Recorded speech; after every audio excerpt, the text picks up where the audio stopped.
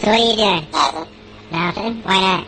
Trying to get on this Lifestyle Radio website. Sounds like a cool website. Yeah, it's alright. Oh, wait, I might have it. You might have it. You're listening to Lifestyle Radio. The opinions expressed during this show are those of the individual participants and do not necessarily reflect the opinions of their associated organizations or Lifestyle Radio. You like music, you like weed, well, we gonna be good friends indeed. This is how much I like more than smoking trees. They'll make you dance the do-si-do and teach you how the chiva grows. Smoke a bowl on the 420 radio show. On Lifestyle Radio. Oh, yeah, it's working. And Hello. it's working. We're on. We are live. This is the 420 Radio Show. Come on in and chat with us at the chat room at 420radio.ca or lifestyleradio.net. I'm here with Ross, R-O-S-S, Marcel, Lori, and my pal Chris that does the news for us. We are the gang here at the 420 Radio Show. We have Scott Wilkins on the air. He is joining us from the, what is it, Ross? He's from LMG Insurance, and he's also joining us from the Hyatt Hotel in Vancouver, where the International Cannabis Business Conference is currently being held. There's a whole bunch of celebrities. We just got a quick shot of, I believe that was Mr. Ed Rosenthal, if I'm not mistaken. Absolutely, yeah. And we did see a shot of John Conroy there, and Scott's just kind of walking around seeing who he can trip and then help back up and ask a few questions. Can everybody hear me? Yes, we can hear you, Scott. So tell us what's going on, Scott. Who are you talking to, your mom? No, this is 420 Radio. Oh. This is Alex from, introduce yourself, Alex. Alex from National Access Cannabis. Hello, Alex. You guys ever heard of National Access Cannabis? Yes, we have. Big outfit. Oh, right on. Awesome. Well, hello. How are you? Hello. So your friend of Scotty's here. You got the best right here, representing all the organic local farmers across this nation. This is the man right here. If it wasn't for him and insurance for all the growers, we'd be in trouble. I got to give him $100 right now. He's got to give us $100 right now. Moves along, and everybody knows these guys, right? Okay, who do we have here? Oh, Crop King. Okay, we know them. I got to turn my video on so I can see what's going on, or I'm going to miss the frickin' tour here. So, what we are doing this evening is we are spending the evening chatting with Scott. Is this working? I can turn the video off if you guys prefer. You should turn the sound down just a little bit so that we can't hear it, because we can hear ourselves talking. We're chatting with Scott, who is a Canadian insurance agent working for Ross. Help me, I don't have that open. He's working for LMG Insurance, and he's a broker, and he specializes in insuring anything to do with cannabis production, whether it's licensed producers or home growers. Correct me if I'm wrong, Scott, but maybe you can elaborate a little bit on what it is that you do. Yes, please do. Sure. What we do is we've been able to place policies for pretty much every segment of the Canadian cannabis entrepreneur scene that's been happening right now. We started with the MMAR growers, and we're able to work with them about 10 years ago, whether they were growing at home, in a rented dwelling, commercial properties, that sort of stuff. We were able to get that going.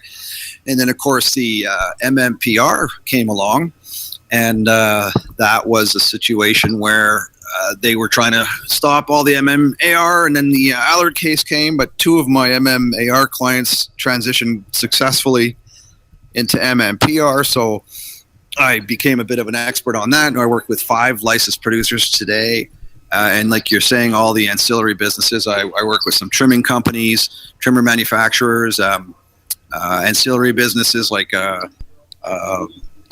fertilizer companies. Basically, any green business that sometimes gets stuck with a stigma in my insurance world. We'd love to hear from them, because there is no stigma with us, and we have great great policies. So you're talking about insuring home growers and designated growers, those types of people too? Yes, exactly. Can I ask so now a that the question? ACMPR is back, Yeah. then we're back. We can place homeowners policies as well as the building policy that you're growing in. If it's your house, we could cover that as well and include personal liability. So, what about apartments? When you have apartment insurance? Yeah, and well, stuff like that as well. We've been able to so far. I think we got close to just over 800 policies. Wow. And we're looking at multiplying me because we're getting bigger and busier, and we're all across Canada. The website's up and running now, and so please give it a shout if you want. The opportunity, it's all I do now from an insurance point of view all day long is work on and in the medical marijuana and or the speculation of the future recreational market. So let me ask you, if you don't mind, what kind of questions are insurees coming in and asking you about? Just because, we get a lot of questions here, and I'm sure they're the same, and it'll help somebody get from information from somewhere, Well, there's one in the chat room right now. Says how much, how many plants? There you go. You see? Bottom line, baby. As you know, there are, the current setup is you can have 4 licenses per location. So with that, we're able to work with the 4 licenses per location. Now, sometimes I've seen 4 licenses at 300 plants each license as well. And we have a base minimum premium for the liability. And I think if you got over 800 plants, then we charge a little more. That would seem reasonable. Yeah, 800 plants. But there's not a lot of places that are like that. But I should also add that we're not insuring the cannabis, just in case that question was like, how many plants will you insure? We don't. We're unable to put coverage on growing plants and or stored product that's in the facility that is being stored. Now, if I'm a patient and I have my storage at home on my home policy, that's different. And we were the first agency to pay out a guy who had his medicine burn up. Okay. And the way I didn't think it was going to happen, he had a grow facility in an outbuilding on his property, and he ended up having a small fire in his house, started in his kitchen, and had nothing to do with the grow again. But he did lose his storage of medicine. And so when we place the claim, the policies that we write are all risk policies subject to exclusions. So it's covered unless it's excluded. So there was no exclusion for medication, meaning the underwriter said to me, Scott, I wouldn't exclude heart medication. Why would I exclude this medication? So I was very pleased to hear that attitude. And then so we went ahead and tried to adjust the claim. Now it just opened up another challenge because what do you evaluate cannabis at, right? And at the time, you couldn't participate in the MMAR anymore. So this guy was having to go to a licensed producer. Right. And it was like $5 a gram. But the way that we pay wholesale, right? We don't pay retail. And so we ended up having to determine what it costs to make cannabis. So everybody knows Remo, right? Yep. Remo, the urban grower. Mm-hmm. Well, he put together an affidavit a few years ago for a lawsuit that showed exactly how much it cost to produce cannabis. He counts drops of fertilizer, he counts kilowatts, and he knows, right? He's an unbelievable expert in that regard. So we used that document to come up with a valuation on the cannabis and pay the claim. Okay, so basically you pay for cannabis that was in storage, that was in a fire, that burned up. What if somebody came and stole it, or stole plants, or stole storage? Would you cover that? No, the only way the storage is covered is if it's at the patient's house, right, with the patient, and they have an insurance policy. So often the 4 licenses that are there, the patients don't live there. In this particular case, it was his own garden. Yes, but if somebody had storage at their correct now you're talking, and it was stolen, yep, that would be covered, right? And it should be covered on all policies, not just the policies that we put together, because if they're written on an all-risk form, subject to exclusions, they should not be excluding medication just because it's cannabis, right? But that sounds good in theory. But do you think there are insurance companies that are going to try to not? Insurance is a condition. It is a conditional payout based on the wordings, and often I take the opinion that if we meet the conditions, fucking pay. Meaning it doesn't matter, and we would have the rights in a scenario like this, and I would if it was my client, I would fight all the way up till I got to like the VP of claims until I convinced somebody. It's reasonable to assume that they probably will try to deny, but I think in the conditional document that they have, they're not going to be able to, and somebody just needs to point that out to them. Right. I have a quick question. I'm just curious. And on that note, I just wanted to say to all your audience that I'm available for any questions. I don't need to write your policy to help you with insurance questions. Insurance is a very tricky industry, and almost to the point it's stacked, against the insured sometimes. So if anybody who is 420 friendly, I am, and I love insurance. I know everything about insurance. People have access to me. I'll answer your questions. I don't need to write your policy to help. Let's just try putting that out there, Scott, to your listeners. Let's try something and see if all this crap that I have set up actually works. If you are listening and you want to ask Scott a specific question about insuring cannabis in some way, in your home, in your business as well, right? Yeah. Okay. The building owners, guys that want to lease to cannabis producers, their policies are needing to be replaced as well because they won't allow it. Well, Scott is running around. So building owners. Scott's running around at the. I'm just looking to. What is it called again? Sorry. ICBC. Thank you. The International Cannabis Business Conference. And we're talking about insurance. If you want to call in and ask a specific question to Scott, give us a call. Look us up on Skype, Lifestyle Radio, or one. What is it? I don't. It's been so long since I've used it. 1-323-795-2420, and we will answer it, and we will take questions, or come in the chat room at 420radio.ca or lifestyleradio.net. And how about we take a quick break, and then we'll come back and continue our conversation with Scott Wilkins about insurance, and we'll see if you can find a voice or two to say hello to. How's that, guys? Great. All right. We'll be right back. Sounds good. How's that, guys? Girl of your dreams, it's gotta be in some bar. Sorry, boys and girls, but this is X-rated. So if you're under 18... Get out, goddammit! Get the point? Good. And now? Bend over.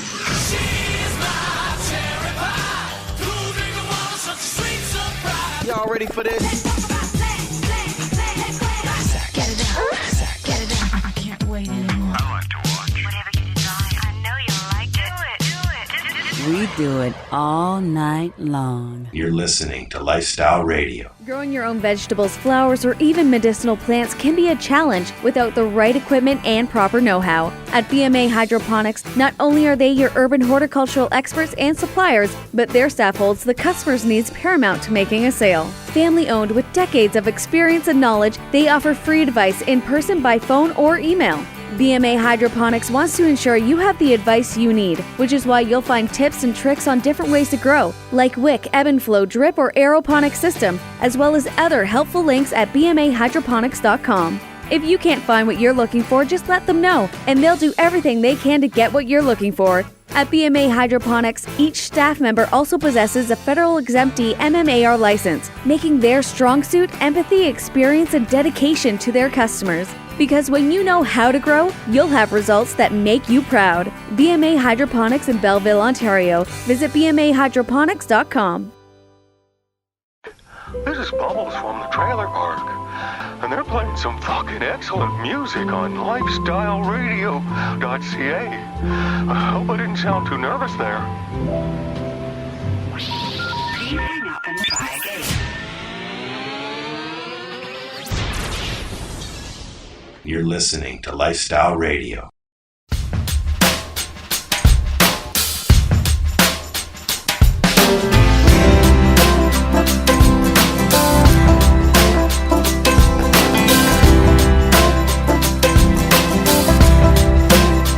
We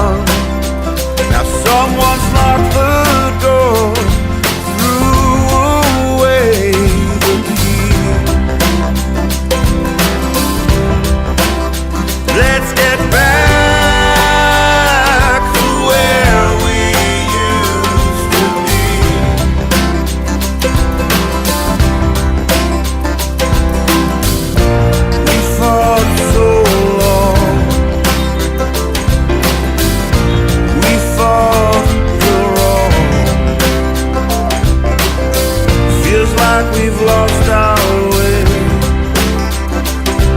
We'll get back there again.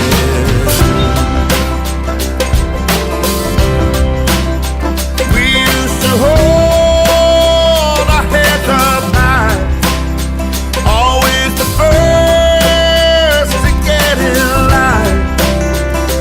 Now we close our eyes and pretend that we don't see. We used to stand by what we say, not turn around, not walk away. I will not run, you've got my guarantee.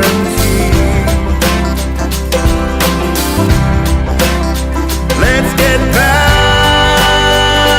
to where we used to be.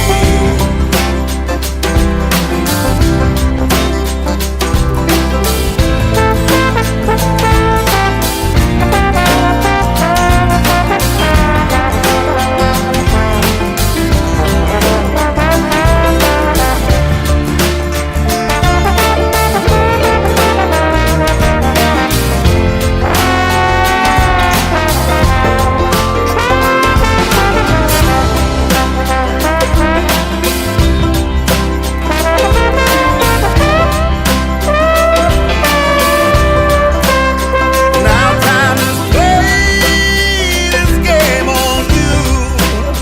We've got these scars showing through. Well, that's alright. There's still a chance for you and me. Let's get back to where we used to be. Let's get back to where we used to be. And I said, need anything? And he sends back one. I said, it says DTS. I said, what the fuck is DTS? Well, here, He says, okay, so don't think so.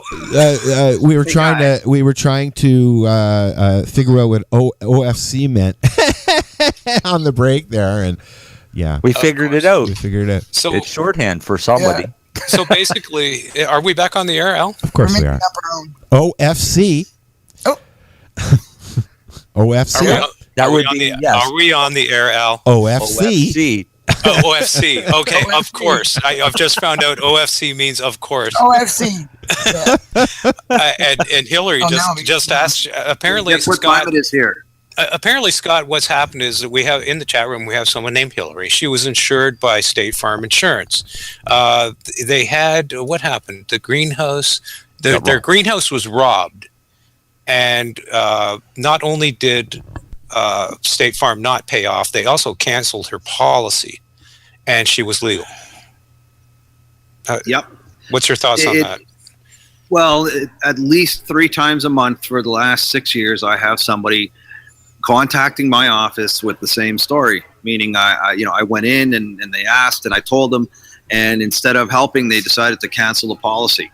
Let alone if they show up and they discover it later. And more than likely, this revolves around a non-disclosure, meaning they weren't advised that she was doing this. Because if you would have told them that you were doing it, they would have said, okay, I'll give you 30 days coverage to get another policy. And then they probably would have sent a registered letter basically reinforcing that position, and away they go.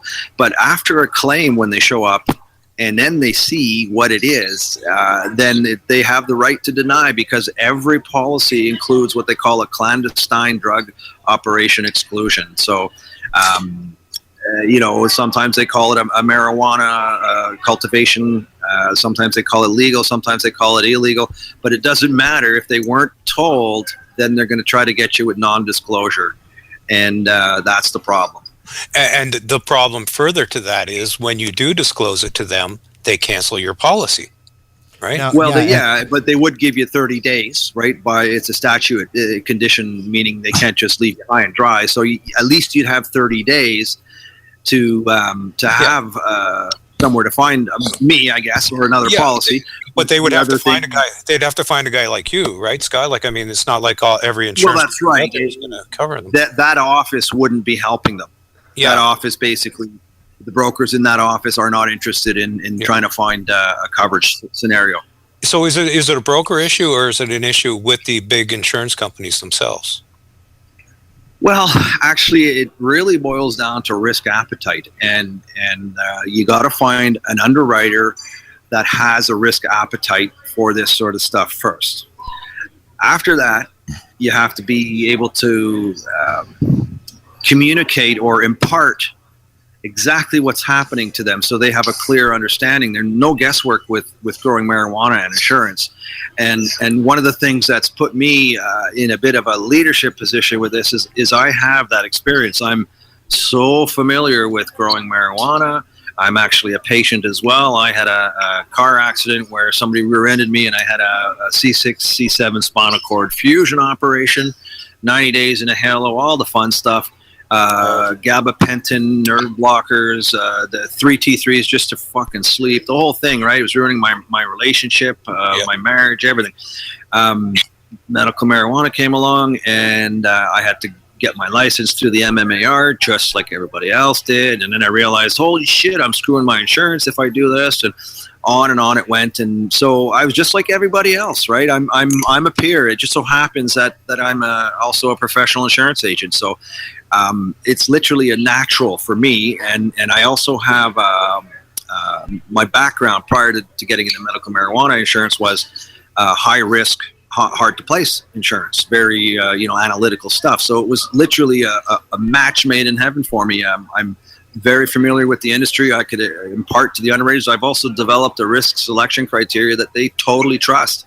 And we have 7 years of policies and not one claim due to growing. Yeah, and if we can just talk about the risk assessment thing just for a second, because I know you and I briefly discussed this maybe a week or so ago. There have been some banks recently that have canceled the accounts of certain cannabis-related businesses, and they said it was due to risk assessment. So would not their risk assessment be similar to something that the insurance companies would do? And is there really some risk involved with the banking, or do you know anything about that side of it? I know a brief amount about it, and what it boils down to is the big banks also are tied into the treaty agreements with a lot of the other countries, because they do a lot of financial transactions between countries where medical or marijuana will never become legal, or they just have a totally different opinion about it, and they're concerned about breaking those agreements, even though it doesn't mean anything. And at the same time, from what I understand, there's a money laundering issue that goes back to the Bank Act as well, that basically could put them on the hook for laundering money somehow, some way. I don't really know. I think it's a bit of a stretch, and really it's with the lawyers, right? And that's what they've decided. Let me run one more thing about, while we're following money and talking about money. Really, I mean, it's only been a couple of the banks. It's not all of them, so they're not all doing this. I'm thinking if we do take into account where the money's coming from, and if, for example, a multi-billion-dollar pharmaceutical account came to the bank and said, if you don't start, shutting these guys down or cutting them off, then we're going to take our business elsewhere. You do think? Well, there could be that type of a negative lobby against the banks, right? And they would listen. So, and that's totally possible, because the rationale really isn't there. No, it's not, because like you just said, they are very low risk. It's a very low risk situation, and these are businesses that aren't even actually producing cannabis. They're just selling bongs and pipes and whatevers. And one was a business that sold hemp clothing. Yeah. So where's the money laundering and all this stuff, for that? I mean, it's kind of crazy. Getting a little bit off topic. We're going into banking. they're scared, right? They think there's that one or two cases where the guy with the pot was laundering money and they got their pee-pee whacked, and so forever and ever until somebody is able to really convince them that's what they're going to do. One of the banks said in one of the articles we did, I think it was 2 weeks ago, the same story was they said that they've got some high clients that just don't want to do business that way, and they threaten to go to another bank. So that's the pharmaceutical company. Really? So there you go. What I just said is actually they were quoted as saying that. So wow, is that freaking legal? I wonder. That's because a business can pick and decide who they want to do business with. To me, it's a stupid decision on the parts of the bank to say, well, we're going to support our pharmaceutical industry and not support the cannabis industry. So they never said it was pharmaceutical. They was just say they had clients that were uncomfortable with the banks doing business with those kind of people. Or alcohol or pharmaceutical. Alcohol, tobacco, pharmaceutical, gas and oil industry. Well, that sort of speaks to. I have a question regarding life insurance for sick people, basically, because anyone who's using medicinal cannabis has typically a history of illness and pharmaceutical use associated with why they're using it now. I wanted to ask you about something that affected a very dear friend of mine. Posthumous underwriting. They had the gentleman had gone back to school in an effort to care for his wife in whatever circumstance. He was her caregiver. She had cancer. He cared for her and grew for her and all that. Went back to school, got his engineering certificate, went out and got a job, a really well-paying job, and insured everything to the hilt. Passed away after an aneurysm on the side of the highway at work one day.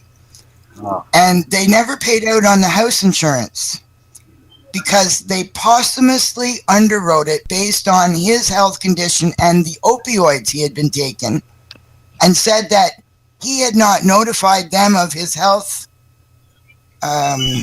condition and or the opioid use, and therefore did not pay out on the insurance policy.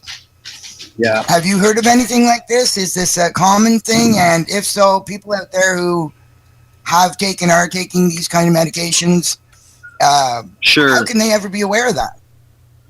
Well, it basically, you really got to understand the wordings of your insurance policy. Unfortunately, in a situation like that, and often they don't, when they're selling those things to you, they don't point that shit out, right? They don't say, oh, by the way, if you start taking, it's all in there, but you'd have to read through the document in order to discover it. But the posthumous underwriting basically means after the person's deceased, then they'll decide that they basically underwrite the file at the time of death, basically.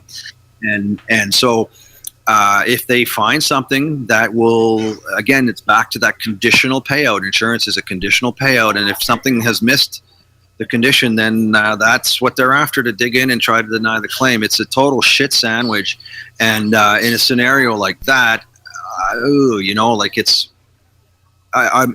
was there any legal involvement? Did anybody get a lawyer and pursue it like that, or did they just basically take the denial? No, she got a denial, and she was with the loss of the coverage on the house. She wasn't able to pay for the house. She ended up passing away within a little over, I guess, a year and a half later. Her caregiver was gone. Her home was gone. Her income and support was gone. And she didn't have her home that she thought she was going to have when he passed away. Well, and let me just back it up a bit. So the husband had a life insurance policy, and if he passed away, that was going to supply some revenue to pay the house off. Right. It was how you insure your. Which is what a life insurance policy is supposed to do in many cases. Is if you're the breadwinner, you want to make sure that you look after your loved ones after something happens, and often it's to pay the house off or pay a bunch of bills and leave some money in order to have an income. That's how the policy had been set up, and it just never paid out to allow them to do that. Is what I understand. Right. Yes, they posthumously underwrote the policy based on medical information that he had not disclosed, been forthcoming with. Now, and this is the thing. I think my question is based on: does somebody with a life insurance policy, is that their responsibility that if they develop a health condition if they develop a health condition, they should call their insurance company and tell them they have a health condition. If they're on some sort of life-threatening pharmaceutical, they should call and let them know that too. Yeah, well, I think more than anything else is the life insurance agent that you choose to deal with. That's probably pretty important. And I wouldn't call the insurance company, but I'd call the agent and I'd put a frank question to him. And I'd like to know a little bit more about my insurance policy. And I'd run a hypothetical scenario first. What if I started taking opiates? How does that affect the policy? And that way, the professional broker should be able to give you the right advice. Meaning, each policy may have a different wording that says you have to do it 120 days before, or one might say 120 days after, or so you really need to dig up the information from the broker, and that's kind of the position that brokers are in. Like my role is to, I'm held in the higher state of duty and care in the eyes of the law, because I'm perceived as the professional. Meaning, if somebody says no, they don't want that coverage, I need to explain, well, if you don't have it, that means this, and that, and you're not covered for that. And if I didn't say that and get them to sign, then they can sue me for an error or an omission. And it's that simple. So brokers should be trained well enough to be able to answer any of those types of questions before having to go to the insurance company. You would hope. Okay, well, thank you very much for that answer. And I encourage anybody out there who has been in that situation and has life insurance, you might want to call your broker. Bingo. Or call Scott. Well, actually, I don't do life insurance. Like I told you guys on the break, okay. I used to be licensed, but I gave it up because it's not a big part of what I do anymore. But I do have somebody in my office who is a licensed life insurance guy, and he's familiar with cannabis because I'm sending him lots of my clients. And we're also trying to work now with Sun Life, which is a new provider that may not load cannabis users like smokers, which is what they currently do. So Scott, it looks like that world might be opening up as well. Are you you're able to do policies Canada-wide? Yes. Yes. So we're part of the Vertical Group Insurance. We have offices in every province and can help anybody anywhere. Okay, one thing that you haven't done since you've been with us, and that's a whole half hour already, you haven't plugged your guy's website. Please do that for us. Because I know there's a lot of people out there that are concerned about this very subject. Perfect. Well, I can be found online at a very simple website, mmip.ca. And that's Medical Marijuana Insurance Program is what it stands for. So mmip.ca. That makes it easy. Everybody can remember that. Medical Marijuana Insurance Program. MIMIPSA. Yep, MIMIP. MIMIP. So let's I just real quick on the website thing. Okay. I first got the website set up and it's Medical Marijuana Insurance.ca, right? Yes. But everybody I deal with, including myself, we're stoners, right, to a degree. And so every time I set the policy like medical marijuana, and everybody knows how to spell those words, but for some reason everybody's always stumbling over it. So I finally figured it out. Let's just do MMIP. Sounds good to me. Yeah. That's rolls right off the tongue. There you go. Yeah. Now you need to have a commercial on Canada's only cannabis lifestyle station. That was a little solicitation there, I think. We should talk. Yeah, we should talk. So, I mean, Scott's also wandering around the, what, Ross? ICBC, International Cannabis Business Conference in Vancouver. No, I wouldn't have thought that. No. You what? Because in BC, ICBC stands for something else. Yeah, no, not this case. Insurance Corporation of British Columbia. Right, and because Scott was with the insurance industry, I assumed it was an ICBC event that he was at, not the cannabis. Yeah, the Cannabis Business Conference. In fact, it is in fact international, isn't it, Scott? Yeah, there's quite a international group here. There's guys I met from Jamaica that represent all the Rastafarian. If you follow what's been happening down there, the government's allowing the Rastafarians to grow and produce and possibly export. So I met two very, very prominent Jamaican businessmen, as well as tons of people from Europe, a bunch of guys from Berlin. Actually, the next show that Alex, the guy who puts the show on, he's taking it to Berlin. And it's going to end up, I think it's in 3 months, or just after Christmas. I'm not sure exactly, but the web will tell you for sure. ICBC conferences, and it'll come up. So they do take a bit of an international approach, and a lot of the speakers that we listened to yesterday and today were talking about United States, South America. So it literally was not just a Canadian scenario, and this is probably the only show that comes through that has that international component as well. What kind of people have you run into? Pardon me? What kind of people have you run into? Basically lots of people that have licensed producer applications. There's a CO2 manufacturer here. There's Predator Mite sales force here. We have... drop names. Go ahead and drop names. It's okay. I bumped into Tommy Chong. Wow! And what did you do? What did you do with Tommy Chong? Well, I showed him my beautiful 10-week sativa. Nice. And yeah, he was happy about that. Cool. And we just chatted up in the suite for a while. And Tommy is an amazing guy in the sense that he has such a mellow presence.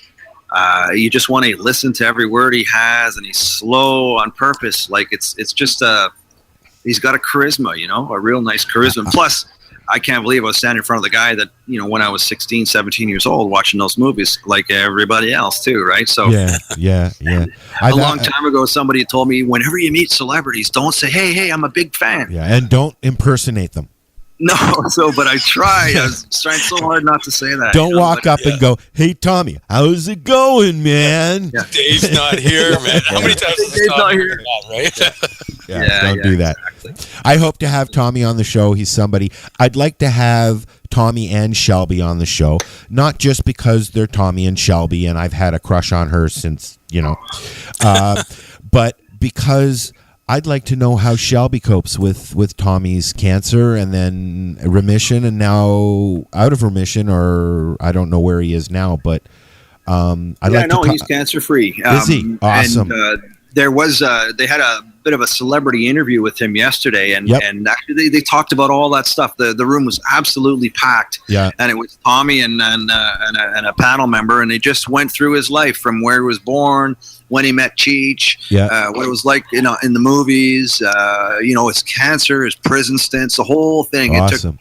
It took 2.5 hours, and nobody said anything. You could hear a pin drop. Well, I bet you we could do that in 2 hours here on the show live. I'm sure we could, Al. Oh, easily. Oh, easy. I've met a lot of people, and although the Chong's the Chong, there's like Tommy is Tommy. Okay, you see more of Tommy than you do Cheech, right? Yeah. In the movement. Yeah, that's what I mean. Yeah.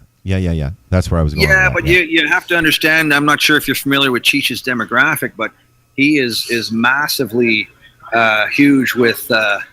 Hey, hold on 1 second. He's huge in the art community, I believe, isn't he? 420 Radio. You want to promote your Berlin show real quick? I got 2 seconds right here. Sure. Hey guys, I just bumped into Alex, who puts on the ICBC. He's here with Tommy's manager, and I just want to get him to put a plug in for his Berlin show. Yeah, please. Everybody, do. This is Alex. Cool. Hey, everybody. Hello, Alex. Hey, how Alex, are you? How you doing? Good. I'm quite well. How is everybody? Great. Tell us a little bit about what you're doing and why you're doing it. So I'm actually we're rocking the Vancouver International Cannabis Business Conference right now, and we're in the throes of the event, and it's going absolutely great.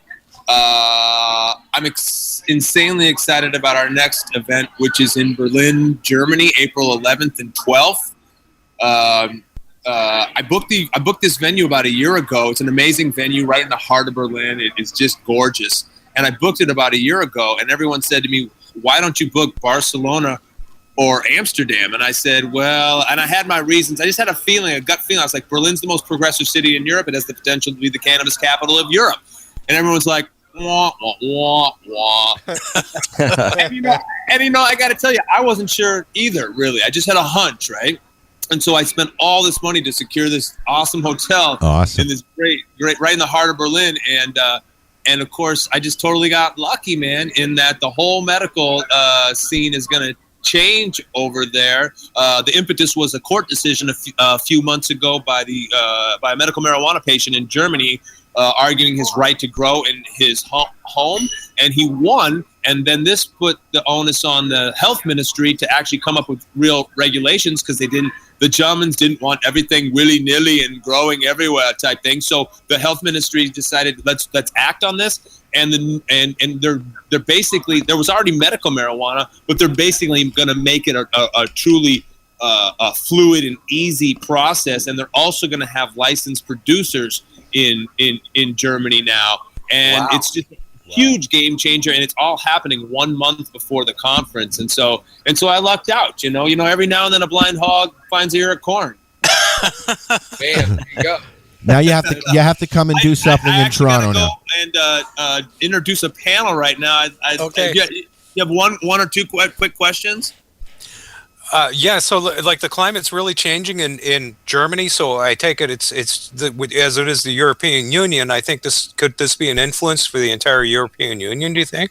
Well, of course it is, because Germany is the European Union. You know, lest we not really beat around the bush. And so wherever, well, Germany's even England was the second largest economy, and of course they're a powerhouse, and they still have influence. But in terms of the continent, it's Germany, and wherever Germany goes, the rest of Europe goes. So the importance of what Germany is doing, I don't really think could be understated in terms of how it will resonate through the rest of the continent. And the parallels between there and here, and what's happening as far as a court decision goes, driving the whole program. Probably they're going to come over here and maybe talk to our government about what they did.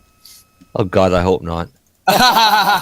Well, you know, we do have the most progressive federal medical cannabis program in the world right now.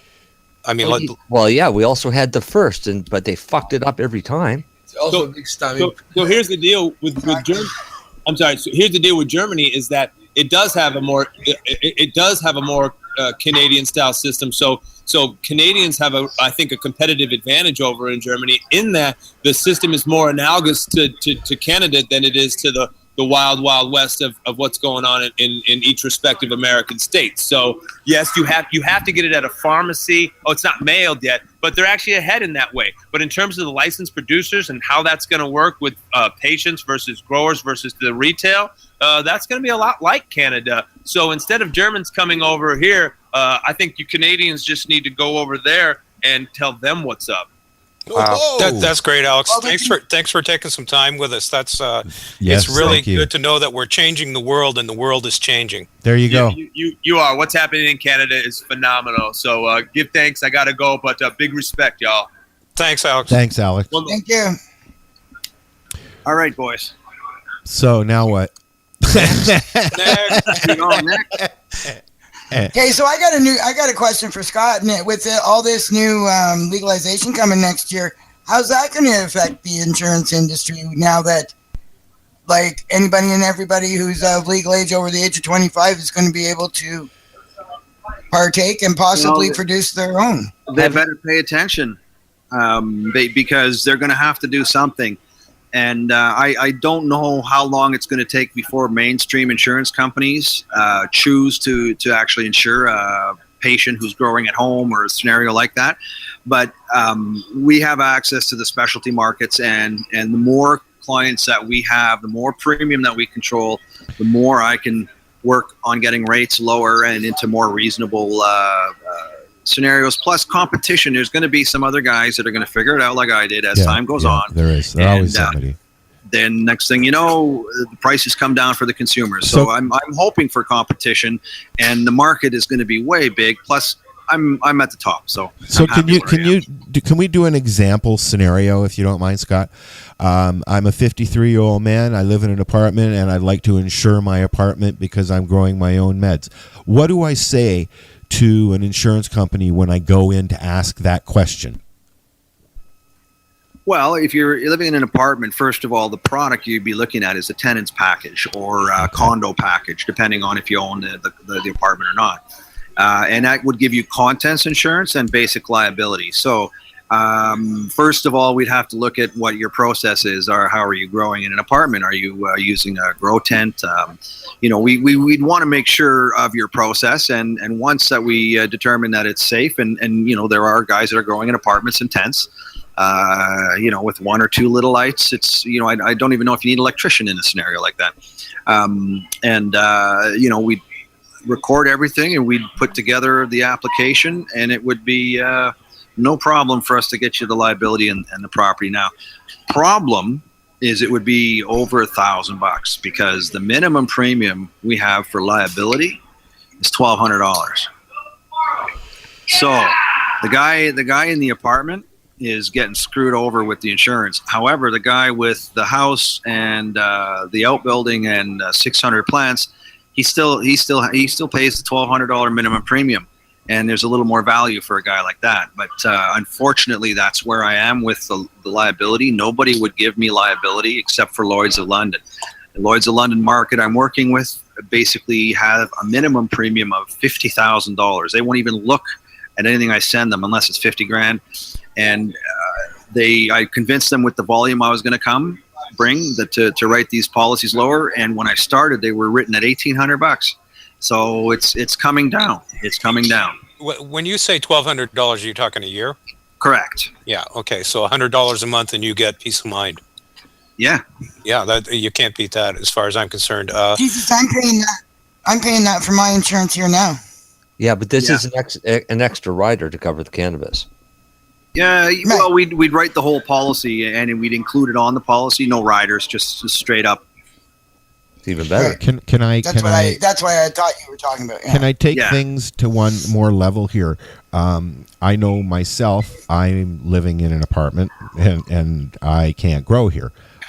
So I'm traveling, say, back and forth from Toronto, we'll say, to a dispensary or wherever I get my medicine. So I'm driving along and I have an accident, and all my medicine ends up all over the all over the road with my car. Is that something that can be covered as well? That's interesting. That's a great example. I know for sure that the auto policy would exclude it, right? Yeah. But having said that, some homeowners policy, so, you live in an apartment, I'm going to assume that you have an insurance policy already to cover your contents and your liability. Yeah. Now, a lot of these policies will include personal contents temporarily removed or while in transit. Okay. Right? Oh, right. And so personal property could be described as anything that's in your house. So in a scenario like that, I would think that probably it would be covered. But would depend on the insurance companies and also the disclosure thing again. If it was with me and the companies I work with, then we'd have a real good chance of having that claim paid compared to non-disclosure, right? Wow. That's really because that's a big deal. A lot of people have to in some way transport their medicine. And it's a real risk in some cases. If you've got 5-6 pounds and you're traveling halfway across Ontario or Canada. Yeah, you are. You are allowed to carry that much because you're allowed to carry your storage amount from your designated production site. What if you get ripped off? Somebody's been scoping you out. That's a good place. You're driving down the road and you got an 18-hour drive or whatever it is, and you pull over and take a tinkle and your car gets fucking ripped off. What do you do then? Well, let me explain the rub on this one. because I don't know of any storage. Well, I guess some storage is 5 pounds, but whoever's moving that medicine has to be a patient, and they have to have the right amount of storage as per their license. Right. So again, if you're carrying patients, other medicines for others, then no, unless they have their own insurance as well. Well, like between my wife and I, we have 8 pounds of storage. So if we did designate another site to produce, we would be allowed to carry that whole 8 pounds. Absolutely. And that's the scenario I'm getting at right there. I That's just wanted exactly to clarify the that. The amount of 5 pounds sometimes is more than storage. But if your storage is 5 pounds, if it's 8 pounds, absolutely. Yeah. Is that 150 gram limit really there? Yes. Oh yeah. Okay. So what do you do if you've just got? Go ahead and test it, Al. No. The reason I'm asking is, that's just your carry limit, though, right? Yeah, that's how much you're allowed to carry in your pocket. Wandering around. Okay. Now, so what about storage? What about moving your storage? I don't think there's actually provisions for moving storage. So if I've got if Ross has 8 pounds and he's got to go from point A to point B in order to get everything home to point C, he's got to go, and he's got to drive that distance to go. And there should be, if you're covered for insurance and something goes on during that trip, you should be covered. But are you talking about selling your house where your storage is and then having to move to another house? No, I'm talking about if your grows somewhere else. If, for example, let's take my license. If I had my license and I was growing it on a separate property, all right, and had it set up for growing. Some people have more than one property. Right. My storage could be my residence where I actually reside, which would mean that I should be allowed to move my 21 kilos, which is my storage limit, from there, my grow, to my house. Do you package it in big bricks? Well, you can do that, but you can't if you move from once you got it at your storage location, your house, and you sold your house and you wanted to move it to your new home. I'm not sure what provisions there are in the ACMPR for that. There's an address change component on the application.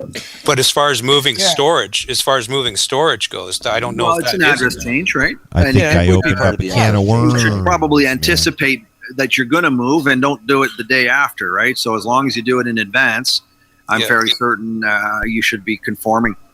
Now, if you're MMAR, it's different. Here we go. Explain that one. Well, how do you move an MMAR license? You convert it to an ACMPR. Correct. It's the only way to do it now. Oh, Yeah. Right. Now, often they don't carry the same prescription over, but sometimes they do. Yeah, it just depends on the doctor. Right? Yeah. Correct. So we're, now that's the thing. A lot of MMAR guys don't want to reapply and go through the process, but you're going to have to if you're moving your license. That's for sure.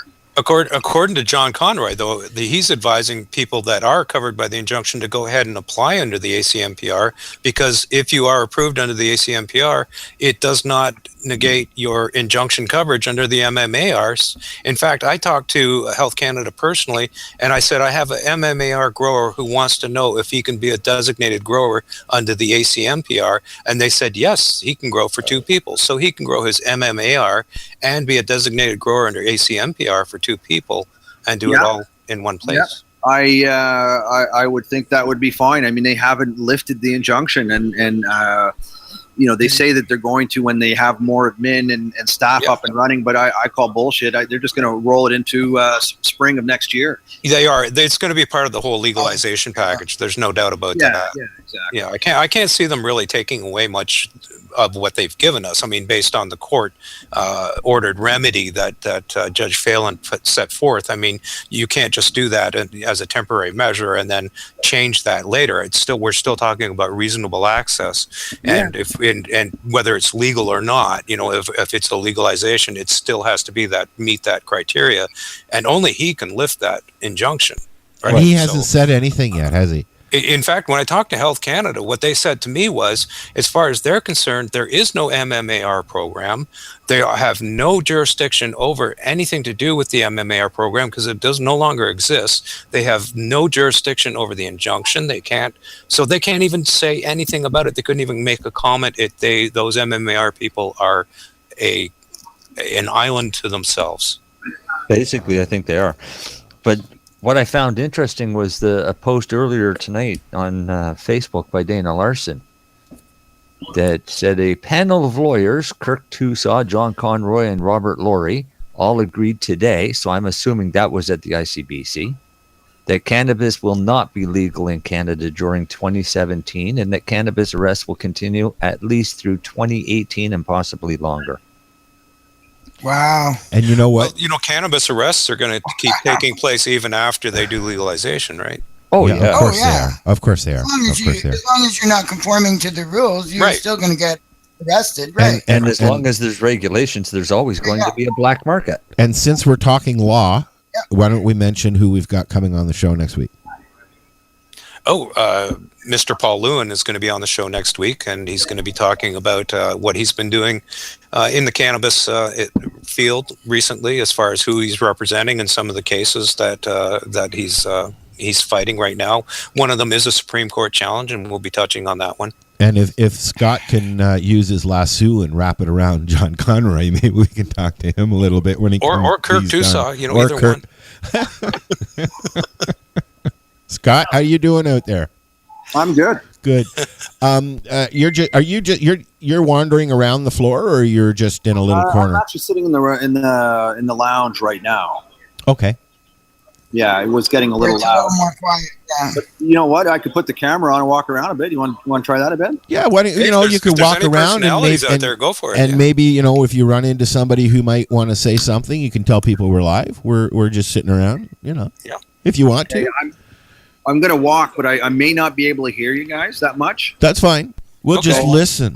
Until I find somebody, all right? Okay. Sure, we'll just talk about you while you're gone. Yeah. Well, you know what? You know what we could do? You know what we could do, actually, is we could let Chris do the news while Scott's wandering around to see if he can find somebody to lasso. There's an idea. What do you think, Chris? Oh, see? Wait a second. They're showing off picture of him and Tommy on his phone. That's probably. Oh, is that what that is? Yeah, that's going to be his background on his phone. Oh, you had us going now. there for a second, Scott. He tried to say it was Tommy. He's going to say, I'm standing here with Tommy now. Yeah. Hi, dudes. His mouth's not moving. What's going on, man? Tommy's not there, man. Okay. Sometimes I wish we had video, but we don't. So we're wandering around the ICBC. The ICBC at the Hyatt Hotel. At the Hyatt Hotel in Vancouver. Jamie Shaw. And Scott is wandering around. Radio. This is the famous Jamie Shaw. Hello, Jamie Shaw. Cool. Hey, Jamie. How you doing? Great. How are you? Enjoying yourself? Absolutely. Yeah, this has been an amazing conference. I've been, describing it as hippies and witches in suits. I wish I was there. Good stuff. I'm not sure which one I would be. I'd probably be a witch hippie in a suit. Yeah, I think so. Yeah, I'm all three. Yeah, there you go. Well, Jamie was moderating a panel earlier that was great on the future of legalization here. And who was on the panel, Jamie? Well, we had Joy Beckerman, who's actually an American hemp activist, but she's also a member of the Canadian Hemp Trade Alliance, so she was able to speak to some of those issues. We had Kirk Tusaw, who, of course, is one of the premier lawyers in this space, and we had Dieter McPherson as well. So we had a lot of angles covered. We were supposed to have Chuck Rafigi, but his wife is ill, so I hope she gets better soon. He missed his flight. We were also supposed to have Donald McPherson, but there was a mix-up on the dates. So, lots of good people to choose from, for sure. So a real variety of personalities as far as what industries they represent. Well, absolutely. That's actually one of my favorite things about this conference, and what led to that earlier statement is that, I found with the Cannabis Hemp Conference that was here in June or July, it's very much focused on the spirituality and the plant medicines, which I think is awesome. Then you have the Lift Expo, which is more like a trade show or a boat show. I said car show. I found fits really nicely in the middle. It's people that are serious. It's people that are trying to make change through regulations. Peers as well. Peers and no, I haven't really heard a lot of ideology here. It's like, how can we make this better? How can we work together? It's not that same divisive split. And I think a lot of that has to do with, we're seeing a lot of Americans from different jurisdictions come up here. You know, we've had a lot of people from Colorado and Washington over the last year, but this has got a lot of people from California and from Oregon, and it's nice to get that mix. And only a few weeks to go, and things are going to be legal in California and a lot of other states too.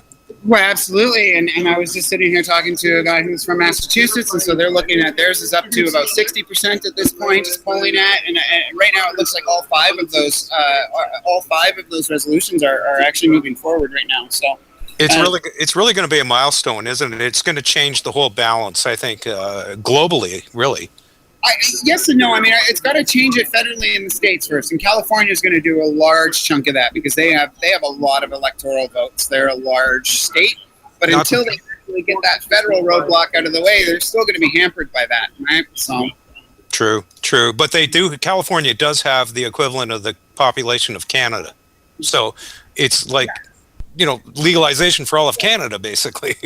Well, that's the thing. I mean, it's there's a break on it right now by the federal prohibition, and once that break's removed, that's when we're going to see like massive change. Yeah, Donald Trump will fix that, right? That's a joke. No, don't say that. Don't say that. No. But it'll be interesting to see. It may actually take the first female president to see the end of prohibition in the States. She did say that she wants to see a pathway to legalization. So what that means, I don't know, but it does sound better than Donald Trump. Yes. Yes. Yeah, she's not as conservative, I believe. Yeah. Vote all right, party. Probably let Jamie get back to her duties here. Thank you very much. Thanks, Jamie. Appreciate it. Thanks, sweetie. Bye. We should grab our news now while we get a chance. Yeah, I think while Scott is wandering around trying to find a next victim, we're going to let Chris do some news. And Scott, if you can have a listen before you jump in, then that'll be great. Sure thing. Okay. Go ahead there. Because it's a few minutes. Yeah. No, hold on. No. I got the thing loaded. Stop. He's got it loaded. Got it loaded. We're going to listen to the task force PSA, and then you'll hear your thing, and then you can just go as soon as we come back. Okay, Chris? You ready? 1, 2, 3. Waiting. And what? You'll hear. You know when to start. The National Task Force on Medicinal Cannabis is a group of not-for-profit organizations dedicated to influencing government policy with factual evidence. Our mission is to ensure that a constitutional medical program is developed that will address the concerns of all Canadians that require therapeutic cannabis. The task force is looking for dedicated people who are willing to contribute to our cause. We have formed this task force to foster a unified approach and focus on lobbying the federal government and Health Canada. We represent the combined expertise of thousands of patients with more than a decade of experience. As a task force participant, you, your business, or your group will have an opportunity to show that you care and offer your unique skills to promote the cause. If you would like to get involved, go to medcanataskforce.org. That's medcanataskforce.org and use the Contact Us link to get started. Help us help you. I'm Coulter Wonkite. I'm already into the 420, damn it!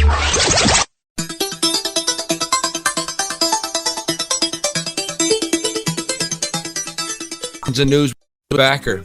It was April 8th, 2016, around 2:16 a.m. The military police had been staking out Brittany Alexa Stroutig's home for hours after they got a call that there were 2 dead bodies inside her home, that the back parking lot was rigged with bombs, and that there were outlawed guns in the house. During the stakeout, military police enlisted the help of Ontario Provincial Police, who dispatched a canine unit, according to the claim filed in Ontario Superior Court. But there were no dead bodies, there were no bombs, and there were no outlawed guns. Military police were advised by the OPP that the call was in fact a hoax and that there had been a similar swatting call earlier at different locations across Ontario. But they busted down the door with the battering ram just the same, according to the court findings. Though the OPP told the military police they had investigated the call and it was a prank, the base police stormed in with guns drawn, according to the claim that has been tested in court. Straddick was at home alone in bed. Her husband was out of town. According to the $850,000 claim, plus undisclosed special damages, Stradwick says she was ordered out of bed at gunpoint onto the floor and told to shut up. She told military police officer that she had recently had surgery on her right hand. She said she started to comply, but before she could, an officer pushed her face down on the floor. She was handcuffed and then yanked up off the floor, causing her severe pain. Her statement of claim includes a surgeon's confirmation that her hand was broken during the arrest and that the break was unrelated to her previous injury. Surgery was required after the incident. She also suffered nerve damage and has no feeling in her right hand and no feeling in her fourth and fifth fingers, according to the file. Stradwick is seeking undisclosed damages for assault, arrest, and injury suffered from embarrassment, humiliation, exhaustion, pain, and stress due to the event. Stradwick's claimed that she no longer feels safe in her own home and suffers from anxiety attacks. After they took off her handcuffs, one military police officer told Stradwick that he had scared the shit out of her neighbor after pointing his C8 rifle at him. According to the statement of claim, the same military officer allegedly told her that it was a shitty situation, but he was just doing my job. The Department of National Defense has not filed a statement of defense, but plans to. In an email, the DND spokesperson said that the statement of claim was received last week, and we are currently looking into the allegations. The Canadian Armed Forces are committed to protecting the safety of all members of DND-CAF community, the spokesperson said. As for comments, Stradwick's lawyer, Lawrence Greenspoon, said she was treated in a shocking way and suffered mental and physical damage. That's the reason for the lawsuit. The lawyer added that her client may never have full use of the hand again. A dispute over the admissibility of police opinions at drugged driving trials lands at Supreme Court Thursday, spotlighting an emerging legal dilemma over the hazy science of cannabis impairment. With federal legalization to legalize recreational cannabis use expected next spring, the case of Carson Bingley in Ottawa should decide if, without a scientific standard, police officers' opinions about whether motorists were high while driving should be automatically accepted as expert evidence at a trial. Unlike alcohol impairment, there is no legal blood concentration driving limit for the active ingredients in cannabis and other drugs, nor is there an approved instrument for police to take readings that will be accepted by court. The Scientific Advisory Committee is reviewing the international literature to determine if there is a consensus on appropriate blood level limits for THC, a major psychoactive component of cannabis.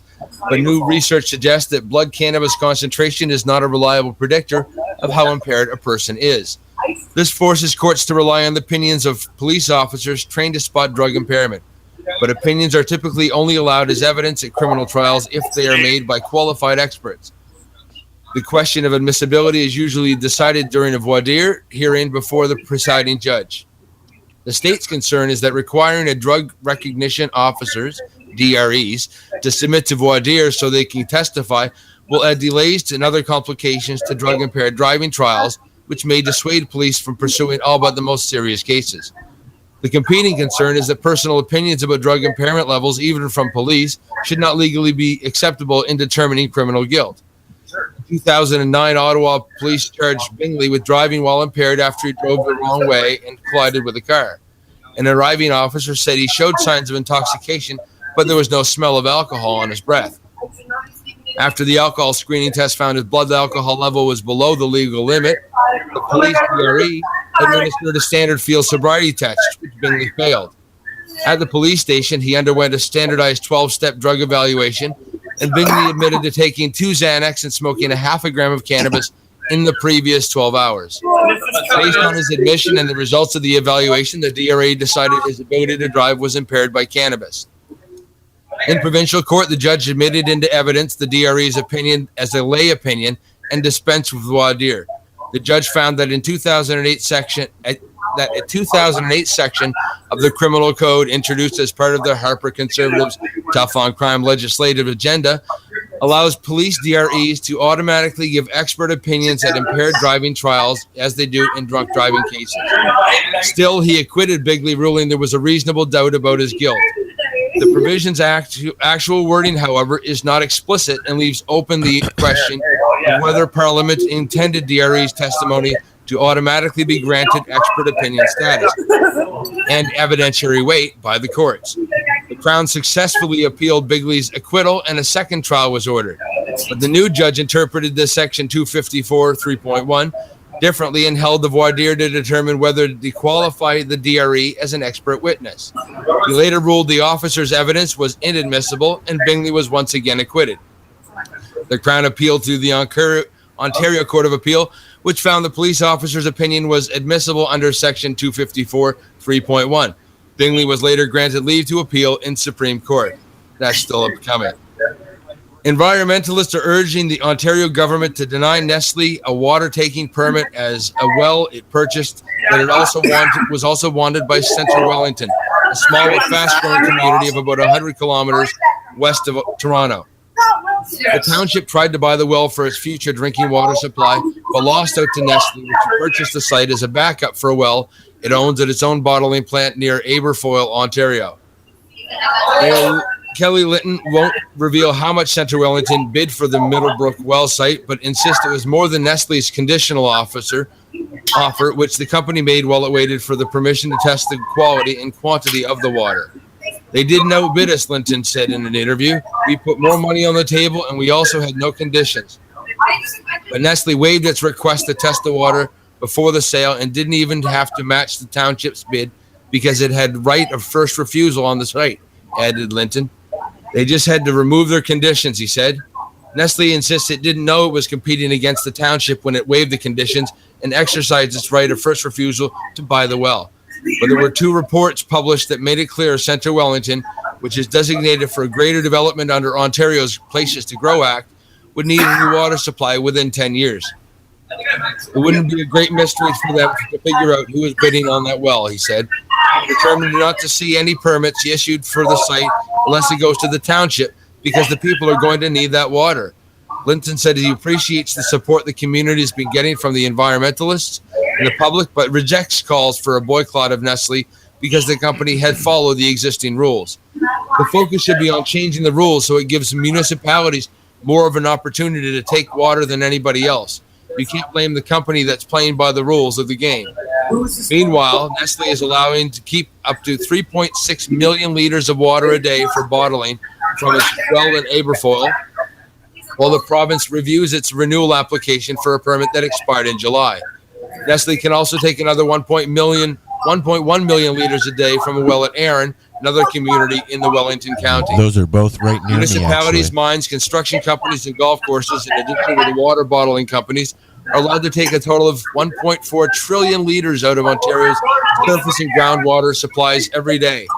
Premier Kathleen Wynne ordered a review of the province's water-taking permits to be completed this fall. She says she wants new rules specifically for bottled water companies. Water bottling is a different kind of industry, and we need to treat it differently, Wynne said earlier this month. Ontario charges companies just $3.71 for every million liters of water after they pay a permit fee of $750 for low or medium risk well water takings, or $3,000 for those considered high risk to cause an adverse environmental impact. British Columbia charges $2.50 for every million liters, while Quebec charges $70. Critics say that simply charging companies more won't protect the water, while some environmentalists are pushing for a total ban on giving permits to companies that remove the water for bottling. That's been your news. Welcome back to the 420 Radio Show. Back to you guys. Thank you, Chris. That was very well done as usual. And we're back with Scott. Scott's actually waiting for us. He's standing around a bunch of people. It's okay. Can you guys hear me? Yeah, we can hear you again. Thanks for being patient, Scott. Oh, no problem. It's good news. Okay. So we have a surprise. Yeah, let's hear it. It's always great when we talk to this person. She's just finishing up with somebody right now. Okay. I think I heard who the surprise was somewhere in my ears, but I'm not going to spill it. We are now, yes. It's a Google chat room. Yeah, we're using all the newfangled stuff. So, have a few. Hey, I'm gonna just hold it. That's me and that's you. Okay, you guys ready? Yes, we're ready. Just fresh from her talk. Hey, hi Jody. How are you? doing? Hello, hi Jody, stoned Jody, baked Jody. Could be one of any. Yes, hi Jody. Hey, how's it going? Having fun? Yes, always having fun. I'm pleased to see a lot of our community are here, and I really love that a lot of the American names and faces I know have made the journey up to Amsterdam because we don't get to see each other often. You know, that border is kind of, well, it's real. And you feel like a bit separate. So it's great to see a lot of people that you only get to see once in a while. So the community is still here. I think a lot of the feedback has been positive. It sounds like the exhibitors are pleased and definitely a successful networking event for a lot of people. And I totally had fun at the party last night. It was good to see old friend Tommy Chong. We haven't seen him for a few years. He used to come by regularly and check in, so he was excited to see me too. And busy guy, that one, that's for sure. So I think it's fantastic. And Alex, the organizer here, I mean, he's really in this for a good reason. I can tell this comes from his heart. He's got some serious activist roots himself. And, you know, it's kind of, for me, I often forget that a lot of people who are doing new things today aren't necessarily new people to the scene. And a lot of people actually have been involved in some way, shape, or form, maybe even silently, for a long time. And now they are finally enjoying the opportunity to be able to come out and be the personality or the business that they always wanted to be. So it's a great reminder of how there's a lot more deep roots behind a lot of the industry growth than I sometimes think. So I got to check myself on that. You know, you got to admit where you're, you know, and I admit sometimes I think it's just a bunch of big new money people who don't love the plant coming in. But then I realize, wait a minute, you're just like me. We've been in this for a while. It's like an inventory has to happen. Yeah. Right on. So what's been your favorite part of the event so far? Oh gosh, I don't know if there's a favorite. I mean, like I said, seeing a lot of familiar faces is great. I often worry about how, you know, we're all very busy these days. Everybody's trying to find their place in the industry, and sometimes we don't get to see our old friends that often. So actually being able to connect with people and you haven't seen them for months or maybe even a couple of years, that's really important because I view these events as not so much community, more just corporate, and there's nothing wrong with that, but it's just you don't expect sometimes that you'll see some of the old school people, and when you do, it's a great reminder of how far we've come and how much things have changed, and you get to kind of laugh together about how far we've made it through so much. So that's important to me, seeing people who know the history, they've been here, they've done it, and we're still present. We're not gone yet. Yeah, and I just wanted to add to that. I kind of agree with Jody. I've been hanging around the scene since 2010, so she has many more years. But I'm feeling that already just from people in 2010. When we go back to Toronto, when we do the other shows, it's a lot of the same familiar, hardworking faces, peers, people that are like-minded like us. So I echo everything you just said, Jody. That's very true. And you do have to remind yourself. Yeah, it's true. What other things have you seen like during your roaming? Oh, I don't know. I mean, there are a lot of people smoking the marijuana, but are they smoking openly? Are they smoking openly, wandering around and just outside the door, not indoors? We want to still be respectful of the environment. So. But we step out and we get to celebrate our plant and enjoy some safety meetings or whatever you want to call it. Yeah. So that's great to see.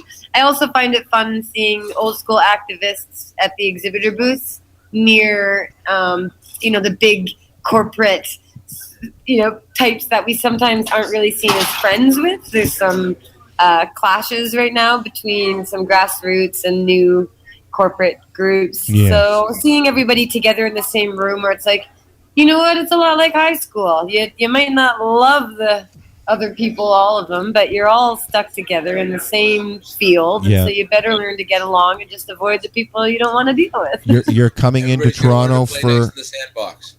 Yeah, it's a big sandbox. Are you coming into Toronto for Karma Cup? Karma Cup, absolutely. I'm going to fly out on Wednesday next week. So we're going to check out our cannabis culture locations. I'm super excited about the Karma Cup because that one, there's no way that event can be a sellout type event in terms of, compromising yourself. I hope it'll be a sellout event in terms of very popular and there are no tickets left. Well, we're going to be down there wandering around.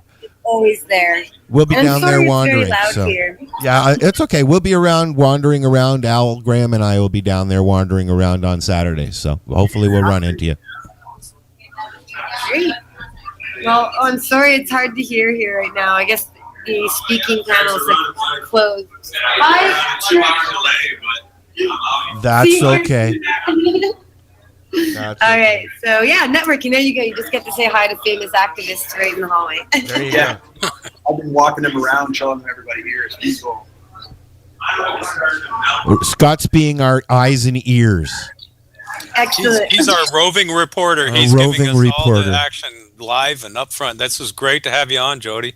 No, thank you for having me. I mean, I think people are tired of hearing me talk all the time, but you keep asking me, so I appreciate it. I just got to say, Jody, I mean, I'm looking at.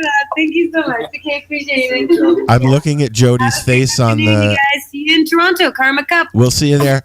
I'm looking at Jody's face, and she really looks stoned. Thanks, Scott. Who else can we trip?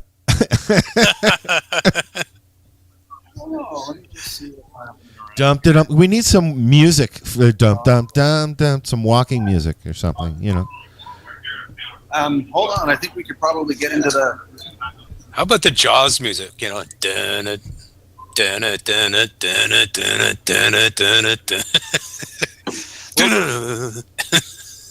sneaking up on people as you're doing that. My CO2 machine. Look at this thing.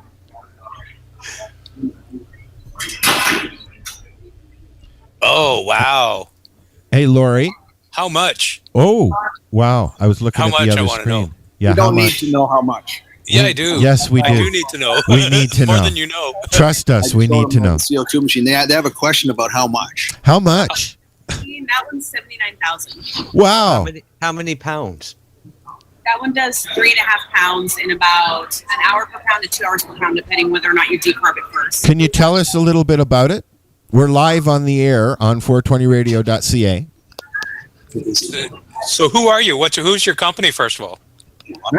My name's Tina. I'm a sales representative for a company called Apex Supercritical. We do CO2 extraction. Very cool. What would be your price range? Where would your models start at, and what would they go up to? 39,000 up to about 450,000, depending on the size machine you get. We're live on the radio, and I'm walking around. So 39,000 would get you a supercritical CO2 extraction unit that would have what kind of capacity? Not long. Yes, it would do about a quarter pound to half a pound of material. Okay. So that's pretty reasonable. That's not. The prices are obviously coming down, right?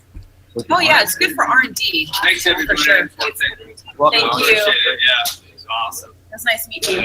Show's kind of just wrapping up here, guys. So we're still kind of moving stuff around. There's Alex again, and there's Rosie Mond. Hi there. Hey. Hi there. How you doing? Hello. Good. How are you? She has access to the task force. Oh, hello. Dude, can you pass them a message for me? Yes, we can. Let me know. I'll see. Let's see. It depends. Do it right. What letter does it start with? How about please? How are things going with the task force? Can you fill us in at all, or are they getting along well, or what's going on behind the scenes? I can't say too much about what's going on behind the scenes, but I can say just general terms. Generally, I think they came out to Vancouver, and I think it was quite transformational for them. I mean, we have 3 of the task force members who are from BC, 3 or 4 was it? And the rest of them, we live in a very different environment here in BC. It's basically been pseudo-decriminalized for so long. So we take it for granted. We don't realize how restrictive it can be in other parts of the country. And so people's attitudes are definitely different in other parts of Canada. So for them to come out, a few of them went and looked at a few dispensaries. They've been down to Washington and Colorado looking at facilities. So some of them were saying, it would be really nice to be able to get some more of the bureaucrats out to BC to see what's going on here and to see that the sky hasn't fallen and everything is going along just fine. So they're engaging more, and that's at the federal level. Even at the provincial level now in BC, we're starting to engage with them. We have a trade alliance, so we've been doing advocacy at the federal level, but now we're going down provincially. And even at that now, they're being more open. They want to come through and they want to see more facilities. So it's an educational process because it really is really different. People just don't understand the plant at all. Sorry, I just wanted to get that a plug-in and a website for that trade alliance, but we'll do that in a second. Sure. So. Yep. So just generally speaking, which model do you think they're leaning towards, or is there one that they are leaning towards? Like, is it a Colorado model?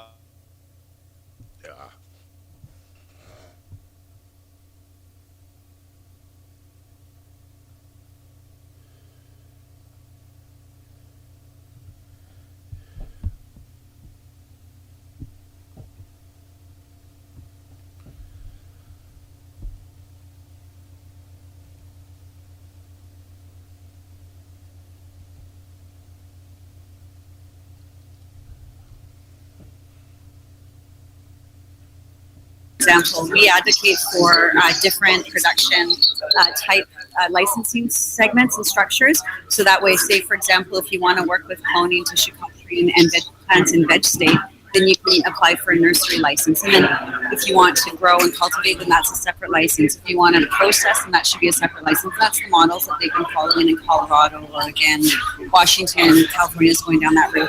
And then within each category to have, you can have segmented licensing, so depending on your footprint, that allows a lot more groups to participate. There'll be a lot more applications. If you want to apply for all of them and you want to do the seed to sale the way the ACMPR is, then that's fine. But I think in order to open up the industry is you have to allow the smaller producers come in, is give them a chance to apply under different categories. So that's refreshing. That's refreshing to hear. What about distribution? Anything, any insights on that? Well, they're learning more about the dispensary model. So I think, again, it just comes to education. We just certainly advocate for that as well. Just really telling them, if anything, if they're going to do anything, even under the ACMPR right now, it's push through more LPs and then allow them to sell through the dispensaries. Like, let's get those, because a lot of the applicants are MMAR growers and they do want to be regulated. And they're okay with that. That's why they're applying. So let's start moving them through and let's allow them to sell through dispensaries. So that's what we've been advocating for as well. So we actually have put 3 position papers have been circulated within government at the federal level and also now provincially, plus our submissions to the task force, and they're all available on our website, which is sustainablecannabis.ca. That's great. I'm sure everybody's going to be just hauling ass to look at that one right after the show. We think you're doing a heck of a job, and thank you for representing everybody so well with the task force, because it's so important to so many people. I really do feel that they are listening. What government does in the end, it might be a step-by-step process, but we're just going to keep advocating for what we believe would be the most inclusive and sustainable and transparent structure. Okay, so what's that website one more time? Yeah, it's sustainablecannabis.ca, and the alliance is called CTAC, C-T-A-C. It's the Cannabis Trade Alliance of Canada. Cool. Awesome. Wow, that's really great. Thank you so much for the information. That's really really excellent. You're welcome, Ron. Considering I was going to say no. Thank you. Here's a computer and a mic. Talk. No, we did. Unfortunately, we did drop out for a few seconds, so I apologize for that. But it happens. What do you want for free? What, we dropped out? Yeah, we dropped off just for a few seconds. Al dropped out. Yeah, I dropped out, but which means we all dropped out. So therefore, just for a couple seconds. Just for a few seconds. Yeah. So it's all right. So we continue.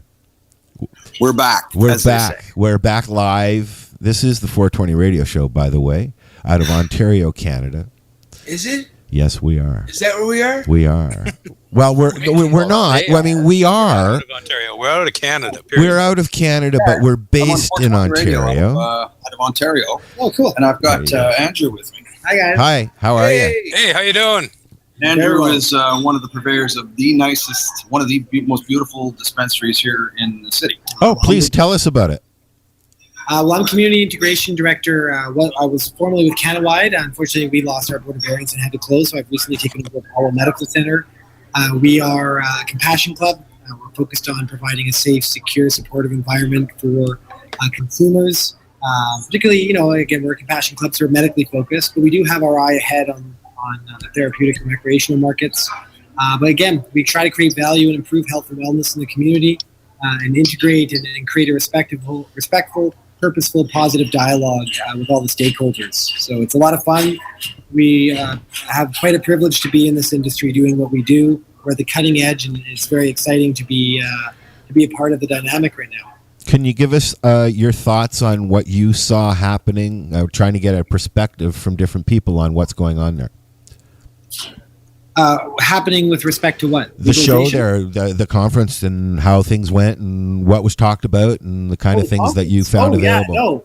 Wonderful. I mean, anytime you get positive, passionate people together, you're going to learn something. You're going to grow. You're going to expand and challenge yourself. And I had the very wonderful privilege of speaking on the the Future of Dispensaries panel. So it's a wonderful exchange, and we get to share our best practices, our failures, our successes, and really come together to build an understanding of what this movement means moving forward. It's going to be a protracted legalization schedule, and we need to be prepared to withstand that while still creating value in our communities for patients and for consumers and for stakeholders across the country that are looking at cannabis as a viable means of getting off debilitating pharmaceutical drug regimens. And I work very closely with seniors groups and working professionals to try and achieve those goals and reduce the stigma. Very awesome. Cool. Anybody else have any other questions? It's more about the plant than the money in this one. It's great. And the people, right? Correct. Like, as a proprietor, I'm only as good as the people and the products that are in my space. So I need to constantly be looking to my peers for inspiration and humility, because many of them do it much better than me. And I always look to optimize and improve and grow.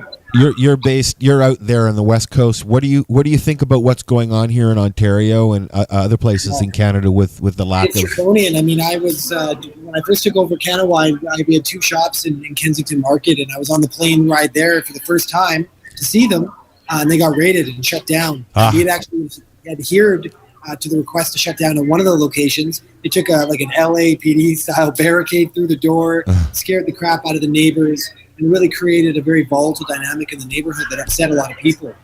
They wasted a tremendous amount of taxpayer resources and took key members of key police departments away from much more serious crimes in the community. We saw an unequal enforcement. Our neighbor operated with almost what appeared to be immunity during the raid. They were actually open and serving customers literally 4 doors down. So when you see that procedural unfairness roll out on the ground in real time, and you look at the legal and social and political costs associated with that, it's a discouraging picture out there to see, Catherine Wynne and that whole consortium really build momentum in the wrong direction. Yeah. I hear you there. That's for sure. What do you think in the future? What do you think that's going to happen in Canada with the dispensaries? I mean, they're all out telling everybody to shut down. Yeah, it's uncertain at best. I think, once the federal framework comes into play, I think the constitutional prerogative of provinces and municipalities will start to carve out the different iterations. So I believe in British Columbia that dispensaries will be protected. I think they have been entrenched, ensconced themselves, and created a positive community dynamic. And I think more and more municipalities who've been, the economic situation for many people in the community have been undermined as primary and secondary industry gets torn out or sent overseas. We're looking to create generational wealth opportunities. We're looking to create economic engines in small communities and create opportunities for small to mid-sized business owners. So I hope provinces that are enduring those types of economic consequences protect small to mid-sized businesses like dispensaries, but I hope they do it with a discriminating eye, and they look at the operating practices and the culture and the integration efforts, and really quantify that in a way where they can regulate it and standardize it and replicate it. Yeah, they're really trying to take away something that's been a part of history of the whole culture. Yeah. Yep. Well, I mean, it's a principled non-compliance. So we need to continue that. I don't think the black market is going away anytime soon. They're definitely not.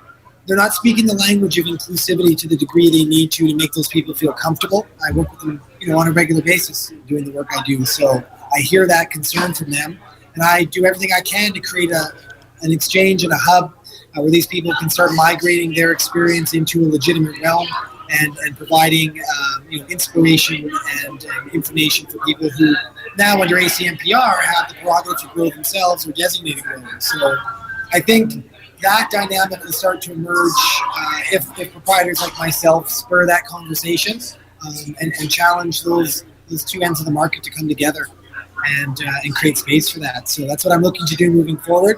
I really want the patients and the producers to come together and really build an understanding that creates a real-time feedback loop to improve the products and solutions that we're all benefiting from medically, therapeutically, or recreationally. Why don't you give yourself, here we go. I'm going to put on a song here because we're crashing again. Listen to some Matt Andersen, Honest Man. We'll be right back. So what are you doing? Nothing? Why not? Trying to get on this Lifestyle Radio website. Sounds like a cool website. Yeah, it's alright. Oh, wait, I might have it. You might have it. You're listening to Lifestyle Radio.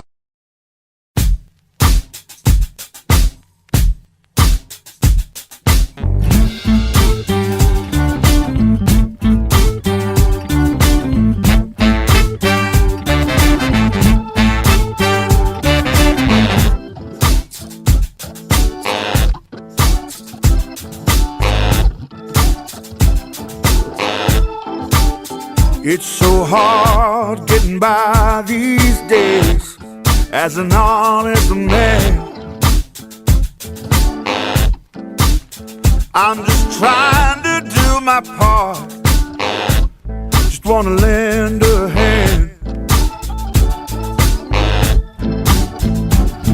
When I need it, I can't get no help.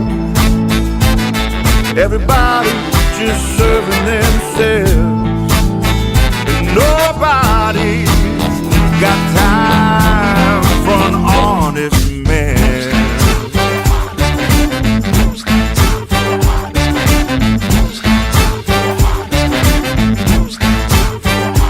All the movers and the shakers and the powers that be, they turn their backs on each other. They turn their backs on me. Now I just want to know where I stand. Am I a mountain or a grain of sand? Has anybody got time for an honest man?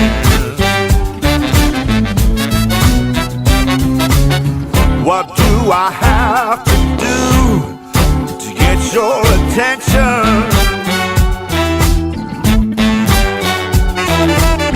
I have so much to say. Growing your own vegetables, flowers, or even medicinal plants can be a challenge without the right equipment and proper know-how. At BMA Hydroponics, not only are they your urban horticultural experts and suppliers, but their staff holds the customer's needs paramount to making a sale. Family-owned with decades of experience and knowledge, they offer free advice in person, by phone, or email. BMA Hydroponics wants to ensure you have the advice you need, which is why you'll find tips and tricks on different ways to grow, like wick, ebb and flow, drip, or aeroponic system, as well as other helpful links at bmahydroponics.com.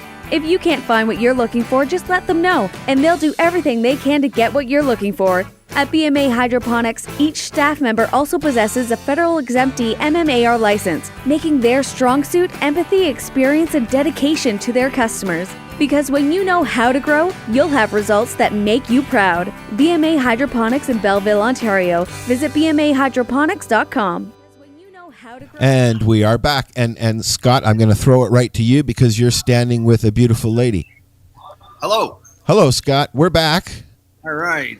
I have Watermelon, who is just giving somebody something, and then she's going to come around the corner, and she's going to talk about her experience here at the ICBC conference, International Cannabis Business Conference in Vancouver at the Hyatt. Okay. And if you wouldn't mind explaining who Watermelon is to the people who don't know. Just about to say, if anybody doesn't know the history of Watermelon, she is a bit of an icon on the West Coast with the cannabis movement. She was made famous for she bakes cookies. She's the best cannabis chef in the world, in my opinion. And she was baking cookies and selling them at the nude beach here on the West Coast, and got arrested very publicly. But she's coming right now. Here I am. And I introduce. Are we kind of Skyped up? No, we kind of hangouted it up. Hi, Watermelon. How are you doing? I'm really good, thank you. Good. Are you enjoying the show? The show's been pretty conference? Yeah. So far. Yeah, the conference. Pretty great. All my favorite people hanging out in one spot. Very good. Anywhere stoners are, I'm pretty happy. That would do it. So, what is your opinion on what you've seen over the weekend or over the week? Has it been a week? How long was the show? 2 days. The conference was 2 days, but there was a pre-party the night before, so you know, it's a 3-day. I mean, my opinion is the same as it's been forever. I'm marijuana positive. I actually rarely run into marijuana negativity. I hear about marijuana negativity, But I don't. Yeah. but I don't know. My life has just been pretty blessed, pretty golden that way. So I just love to come. I mean, everybody here is singing the song I like to hear sung. And I think it's exciting, like cannabis on the horizon and what's coming down the pipe. So that gives me a lot of excitement. I think the one thing I took from here the most, that I think was the most important, because it's a business conference, everybody's talking business, but the through line, the common through line with everybody is that cannabis is more about compassion, and more people, I mean, we're all in it for profit. We'd be lying if we weren't. But it's not the major driving force behind cannabis. I think people want to see changes. They want to see less arrests. They want to see harm reduction in multitudes of different ways. And so I think you'll find that passion is the best part about this conference, because it's just not a whole bunch of people who are trying to get rich real quick and leave everybody else in their dust, which happens all too often. Was that long-winded? Oh, not at all. Not at all. That was awesome. Thank you. So tell us a little bit about what you're doing and about any websites you might have, or. I have marijuana cooking shows. They're free online for anybody who wants to learn to bake with cannabis, and they're really user-friendly, I like to think, in that I'm not doing any red wine reduction sauces. Sometimes I'll just scramble an egg and show Granddad how to get some meat in a scrambled egg. So I have a brand new episodes out. They're called Baked with Mary Jean, which is my real name, my legal name. And they're put out by a company called Potent Media. And there's some really great, I mean, we do cannaburgers, marijuana hamburgers, because it's more of an American crowd. I did Jello shooters, medical margaritas, peanut butter, bud butter, and jam sandwiches. So I have cooking shows where I try to just make it accessible to regular folks who actually, not everybody's a chef who needs to put weed in the food. So those are fun. And I also have a marijuana bakery in Vancouver where we bake marijuana products. We're not really public though. We're private by appointment only at this point. We do mail order also and wholesale to dispensaries. And I own a little candy store, and there's no weed at the candy store. And it specializes in licorice and hula hoops. Licorice and hula hoops. Do you have anything for diabetic people? Yeah, I do. I was just helping at this conference. I have snorting chocolate. Ooh. And it's chocolate you snort. It's a very light dusting that goes up, gets catapulted into the nostrils. And no calories. So I think that'd be great for a diabetic. If you're in Vancouver, you come see me. I'll hook you up. Well, we'll have to have you on the 420 show someday when you're sitting at home. You can come and have a chat with us. What time is this? 5:45 here, you guys. It's 7. We start at 7 here every Friday. We're here Start the 420 show at 7. Been sitting here for 8 years. Yes, in my underwear, apparently. In your underwear. No, hey, don't give away all your secrets, Al. You be snorting chocolate just with like brown under your nose and your underpants. I could see that scenario working out. Yeah. Wow. My little candy store is a pretty nice place to come to after you got high, though. It's a pretty good spot. There is a candy store in Toronto on the Danforth that I used to go to before I moved out of that city, and there was also what was it, Nice Dreams or Ice Creams or whatever it was called. It was a Dutch place on Vaughan Road at St. Clair, and you could go in there at 4 o'clock in the morning and have like Dutch chocolate ice cream. Yeah, well, we're primarily Dutch licorice, so we have 95 different types of licorice. We do a lot of Dutch deli stuff. I'll have to look you up after the show. Yeah, it's called the Licorice Parlor. It's on Commercial Drive. Okay, cool. So where do we find your shows, Watermelon? Like, where are they on YouTube or where are they? Yeah, I have my own YouTube channel. It's Watermelon. If you go to potentmedia.com or you Google Baked with Mary Jean, those are all on YouTube and they're on Potent if you want to see all the new ones out there. And yeah, I have a website and stuff, but I don't know. I've been too busy enjoying my life to get a lot of work done. Sorry. Yeah. That's okay. I sit here and do that. I stare out my window at nature and work. Yeah, I mean, I'm all for, like, I love my business and I love that, but it's not the driving force every day in my life. You know, you lose some people you love, and then you stop and start enjoying your days, just in case you don't have that many. I found you. You're going to see the 420 Radio Show join your little YouTube channel there. Say? 420 Radio Show just joined your YouTube channel. Oh, yeah, great. There you awesome. go. Cool. We'll definitely talk and get you on the show. I'd like to have a conversation and find out, maybe steal a recipe or two. Go steal my recipes. My favorite is BC baked salmon. Wow, that sounds good already. Wow. I like that. Does that transfer over to lobster too? Any fatty fish will do fine. So. Did you hear that, Chris? Marcel? Scallops. Lobster. Okay, sure, yeah. I'm down with it. Okay. I'm going to go soon, gentlemen. Any more pressing questions? I'm good. I'm not pressing against anything right at the moment. I'm just sitting here. Put the bop in the bop, shabop. There you go. If you'd like to sing a tune, you can. Go ahead. No, I'm a terrible singer. I'm an all right dancer, though. I'm going to check out your show for sure. Too. And thank you for joining us, and we'll be in touch to have you on. Thanks, you guys. Enjoy your evening. All right. Thanks, Watermelon. Appreciate it. Smoke a joint for me, too. Will do. Smoked 3 already. Hello. Hi, Scott's back. Our roving reporter. She's something else, eh? Yeah, sure. She sure is. I think the first time I saw Watermelon was, it must have been 7 or 8 years ago, maybe. And she was doing some calendars and centerfolds and things like that. And yeah, I got to tell you, she's one awesome person, and she's come so far with what she's doing, and she's really getting serious about the business aspects. I mean, she's no slouch when it comes to making things happen in the business world. And she's purty. Got it together. Everybody wants to know, she's into weed. She's very attractive, and she's got that personality. It's like, will you marry me, sort of thing. Yes, I wanted to propose, but you said that, Scott. Yeah, I wanted to propose, but I thought it was a little forward. So, who else is leaving? Who else can we trip while they're leaving? I'm getting a drink of water here.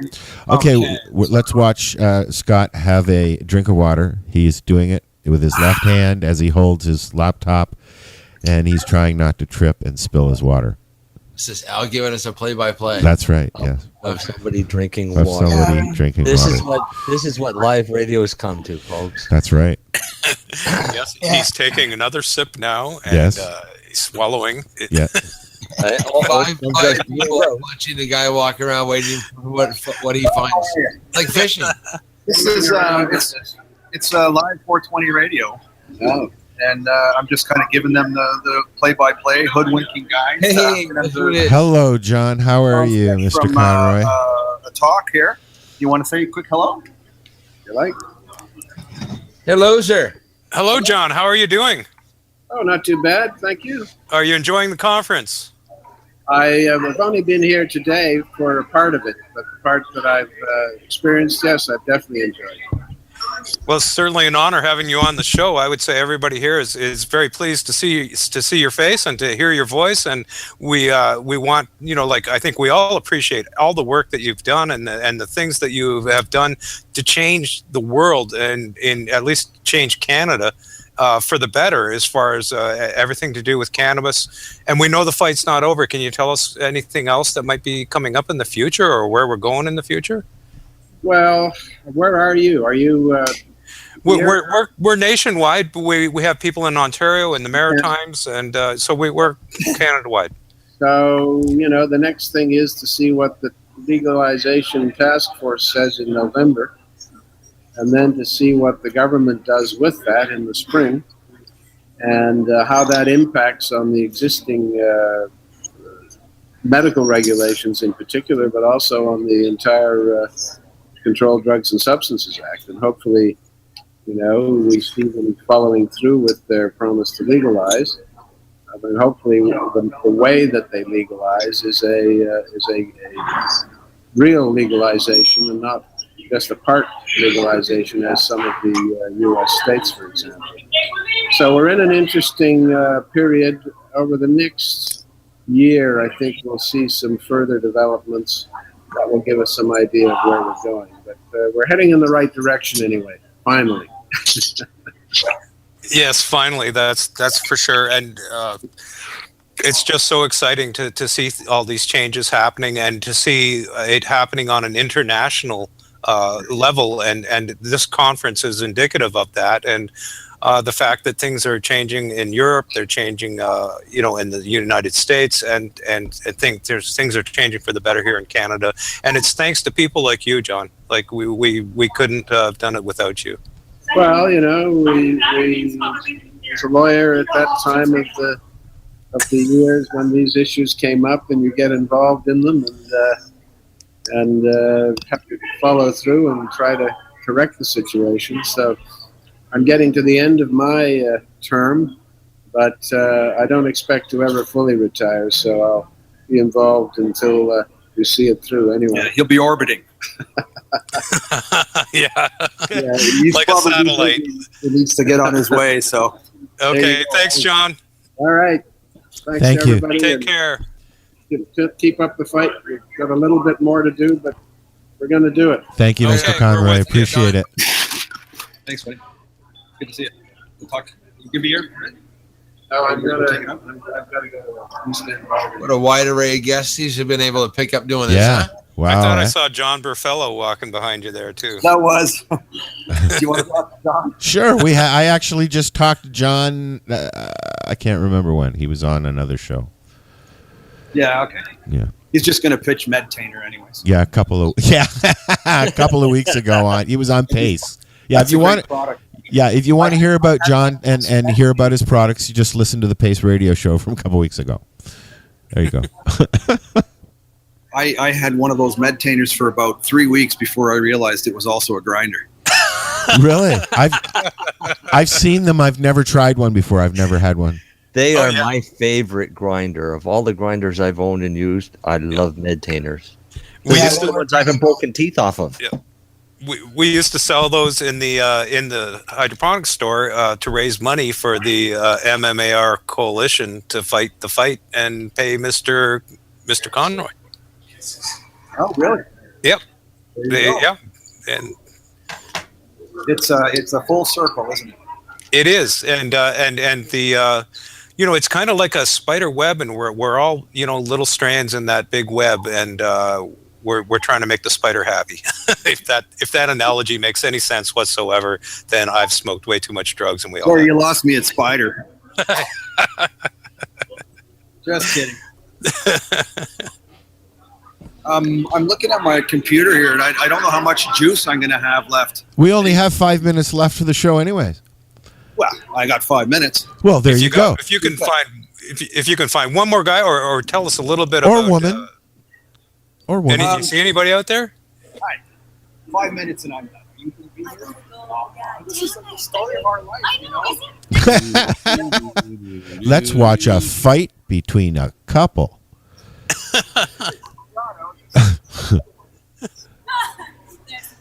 Scott, why don't you give yourself a plug while you're wandering? We have got 5 minutes left or so. Give yourself a plug. mmip.ca. If you want some advice on insurance, give me a call. Look me up. We work with licensed producers right down to small gardeners. Wow. And if he's going to walk around the convention hall with a laptop doing this for us, think about what he's going to do for you. There you go. Yep. There you go. This is a man with a plan right here. A man with the plan. Exactly. We have to talk to you about doing this again, buddy. This was really good. Thank you. There's I'm at every show. So. Well, there you go. We will be at every show then too with you. Are you gonna be at the Karma Cup, Scott? No, I won't be there. Okay. We will be. But they are one of my clients. How about we're going. I know Sarah really well. We're going to go to the Karma Cup. So how about you call us when we're at the Karma Cup, and then we can tell you what we're doing. Inventor of curved papers. For those of you that have a hard time rolling papers. Okay. Curved. Easy to Hey. roll. Oh, very cool. Cool. We Very cool. tested a bunch of those in my room earlier, and all of us, even like Kirk, was saying, "How come nobody thought of this before?" No kidding, It's Ken, amazing. You can do it with your left hand if you're right-handed. It's amazing. It's so easy. My friend can do 2 at a time. 2 at a time. I'd like to see that one. Send us the Are video. you serious? 2 at a time. Curved rolling papers. You got a website or anything? Yeah, curvedpapers.com. There you go. Do you guys get That's that? a good one. Yeah. Curvedpapers.com. I'm looking right now. Cool. Ah. Yeah. I'm 5 more minutes here, and then. Okay, 5 more minutes. 5 minutos para los españoles ahí. Gracias. Bienvenidos todos. What are you talking about? What you're up to? Hey, de nada. Muchas gracias, señores. Très bien. So, yeah, what am I up to? The website and the brief. Well, National Access Cannabis, we're all about risk reduction, health awareness, safe distribution of medical marijuana. That's what we're all about. And also, I'm part of a co-op called Inukshuk, which is regarding local farmers and growers across Canada so that they can be represented in the industry as well. So that's the kind of things that I'm doing right now. Yeah. Good guy. Very nice. Very nice. I don't know. Maybe a good guy. Trying to be the best I can be every day in the moment. Love being the highest frequency, of course. That's for sure. Absolutely, man. Seems like a lot of love going around out there. Mother's awesome too, by the way. For the guys that don't know this guy here, his mother's awesome, and they're friends with my mother-in-law. Oddly enough. It's a small world around here, boys. Yeah. Absolutely. I'll see you later. Well, this, it's like 8-9 o'clock now. So, Is it? yeah. See, I told you those 2 hours would fly by, Scott. Oh, yeah. I still have 15%, so I it's good. Cool. Perfect timing. Perfect timing. It is right. So, you guys record this, and will it be available to listen to? In about 35 seconds. As soon as I hit, What about the video portion? we don't do the video portion. No. Okay. No, that was just for our amusement. Well, good. I'm glad I could share with everybody. We looked at everybody's nose hairs that you showed us. People looking at me like, what the fuck is he doing? But as soon as I talked to them, they were like, oh, I'm in. So, We really appreciate it, Scott. And anytime you want to do it again, please let us know. sure. Well, we're going to be keeping in touch. That is for sure. Okay, I added you on Facebook. So, Okay, that's right. LinkedIn, too. Awesome. What was I going to say? Oh, yeah. We're going to end the show. That's what we're going to say. We're going to say goodbye to Scott. Can let him go and play with his curved papers. and Thanks for the great job. Yes, thank you. Thank you, Scott. In my future. And we're going to just mention what we're doing next week. What are we doing next week? Paul Lewin. And can you guys explain who Paul Lewin is? Paul Lewin is a Ontario lawyer who is fighting a lot of battles in the cannabis world, and he's got a couple of big ones on the go. One of them is a Supreme Court challenge, and it's got to do with your hydro and what they can and can't do, or should and shouldn't do with your hydro records. I'm looking forward to that one. Yeah. Wow. And other things too. Yeah, and other things. And I'll be tuning in. I hope so, Scott. Hopefully we'll talk before then, Scott. So I guess we'll say goodnight. We have been listening to a gentleman named Matt Andersen, who I really like. You can find him on the internet. I look him up. He's very soulful, got an amazing voice. This is the 420 Radio Show. Catch us here Fridays at 7 p.m. We are out of Ontario, Canada. And this show, we had people scattered from one end of the Canada to the other. Yep. Covered both coasts. That's right. Any court dates coming up you want to talk about real quick there, Chris? Nope. Okay. He was taking a toke or something. On the court front. Yeah. All right. Well, so we're out of here. We'll talk to you next week. Say goodbye, everybody. Goodbye, everybody. Bye, everybody. Peace, love, and heavy shit. Goodbye, everybody.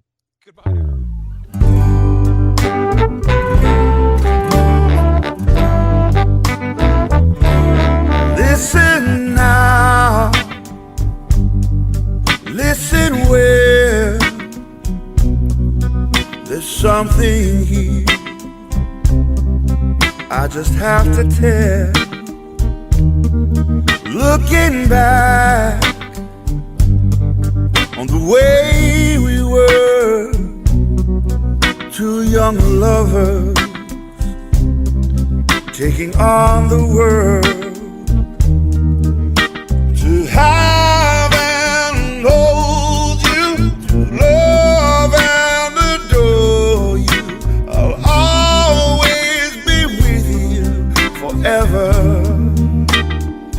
till our last surrender, our last surrender, our last surrender, our last surrender. We're still moving on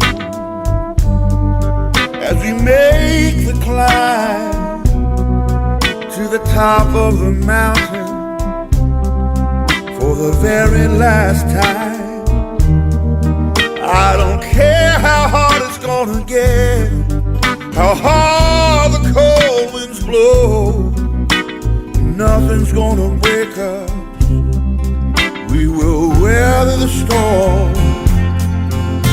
To have and hold you, love and adore you, always be with you forever,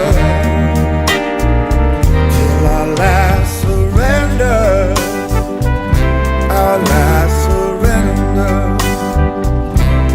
last surrender, our last surrender.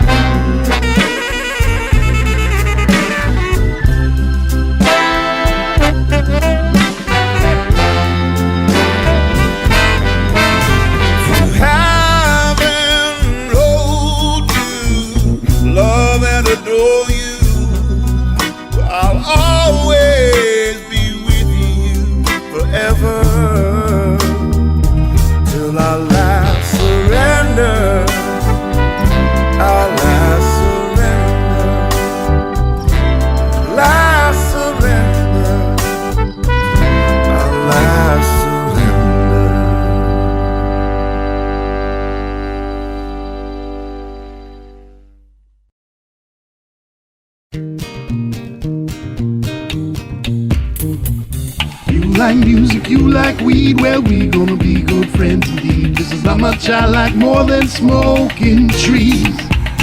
They'll make you dance the do-si-do and teach you how the chiba grows. Smoke a bowl on the 420 radio show. On Lifestyle Radio. So what are you doing? Nothing. Why not? Trying to get on this lifestyle